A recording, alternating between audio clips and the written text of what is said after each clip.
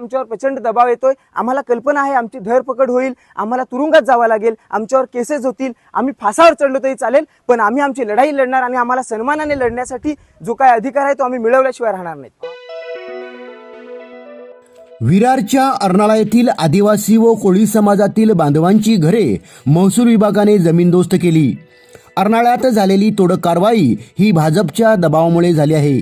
आमदार राजन नाईक यांनी पावसाळी अधिवेशनात हा मुद्दा मांडला होता, त्यामुळेच ऐन पावसाळ्याच्या तोंडावर स्थानिकांना बेघर केलं गेलं आहे असा आरोप करीत या कारवाई विरुद्ध येथील आदिवासी समाज आक्रमक होत लालबावटा मार्फत सोमवारी आमदार राजन नाईक यांच्या घरावर मोर्चा काढला।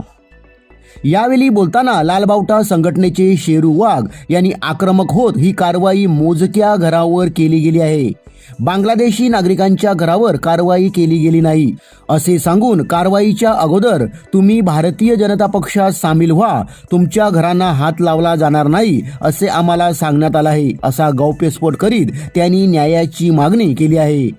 काय म्हणाले शेरू वाघ पाहूया। नुकताच काही दिवसापूर्वी 13 तारखेला आमच्या आदिवासी आणि कातकऱ्यांची राहती घरं ऐन पावसाळ्याच्या तोंडावर जमीनदोस्त केली आणि जी कारवाई महसूल डिपार्टमेंट केलेली आहे ही सत्ताधारी भारतीय जनता पक्षाचे आमदार राजन नाईक यांच्या दबावापोटी ती कारवाई झाली। पूर्णपणे बेकायदेशीर कारवाई झालेली आहे। ती आमच्या लोकांना वेळ दिली नाही आणि कातकऱ्यांची घरं मोडली। एके बाजूने ह्याच भाजपच्या सरकारमध्ये असलेलं महसूल खातं आम्हाला सांगताय बावनकुळे साहेब की 2011च्या आधीचे अतिक्रमण नियमानुकूल करू, देशाचे पंतप्रधान सांगतायत की 2024 पर्यंत सर्वांना घरं देऊ, पण या ठिकाणी लोकांनी स्वतःच्या कष्टाने बांधलेली घरं पूर्णपणे जमीनदोस्त केली आणि आज आमच्या लोकांच्या डोक्यावर छप्पर राहिलेले नाहीत। विधानसभेमध्ये जो राजन नाईक साहेबांनी मुद्दा उपस्थित केला होता की तिथं बांगलादेशी राहतात ही खरी गोष्ट आहे।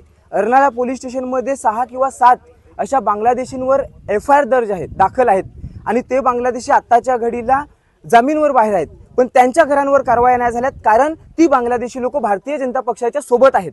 अर्नाळ्याच्या स्मशानभूमीच्या उद्घाटनामध्ये ती बांगलादेशी लोक त्यांच्या सोबत दिसत आहेत, त्यांचे फोटो आहेत आणि आम्ही लोकांनी ठरवलं, आमच्या पक्षाचं ऑफिस सुद्धा तिथे तोडलं, फार जुनं होतं आणि आमच्या लोकांची घरं तोडली। मात्र त्याच सर्वे नंबरमध्ये महेंद्र पाटील भारतीय जनता पक्षाचे माजी जिल्हाध्यक्ष यांचा सुद्धा बंगला आहे, त्यांच्या घरांना कुठल्याही प्रकारचा तडा गेलेला नाही आणि त्यांनी मोजून आमच्या लोकांची घरं तोडली। जी लोक चळवळीत आहेत, जी लोक यांच्या विरोधात बोलतायत त्या लोकांची घरं तोडण्यात आली आणि आता आम्ही लोकांनी ठरवलं की राजन नाईक साहेबांनी आम्हाला न्याय दिला पाहिजे, आमच्या लोकांचं पुनर्वसन केलं पाहिजे।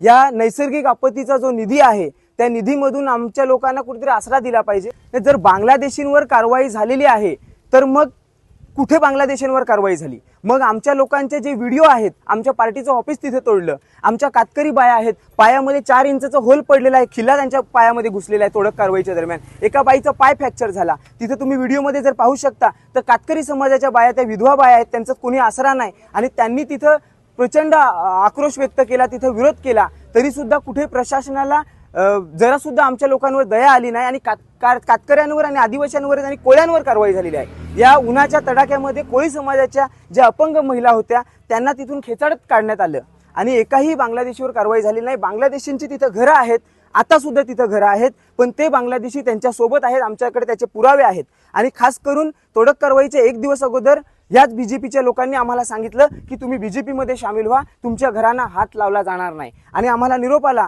की तुम्ही आमदार स्नेहा दुबेताईंना फोन करा। आम्ही त्यांना बरेच फोन केले, किमान 10 फोन केले असतील, पण त्यांनी सांगितलं तुम्ही मेसेजवर बोला, कारण की त्यांना एक भीती आहे की हे कार्यकर्ते आहेत, हे चळवळीत काम करणारे लोक आहेत, हे रेकॉर्डिंग करतील आणि आम्ही त्यांना जाब विचारणार होतो की सोनूताई, मावशी जेव्हा आम्हाला मारते तेव्हा आईची भूमिका काय आहे?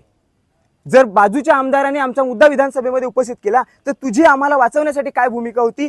तू काय त्याच्यासाठी आमच्यासाठी प्रयत्न केलेस? आणि त्यांना ती भीती होती म्हणून त्यांनी फोन आमचे उचलले नाहीत आणि आता सुद्धा आमच्यावर प्रचंड दबाव येतोय। आम्हाला कल्पना आहे आमची धरपकड होईल, आम्हाला तुरुंगात जावं लागेल, आमच्यावर केसेस होतील, आम्ही फासावर चढलो तरी चालेल, पण आम्ही आमची लढाई लढणार आणि आम्हाला सन्मानाने लढण्यासाठी जो काय अधिकार आहे तो आम्ही मिळवल्याशिवाय राहणार नाही।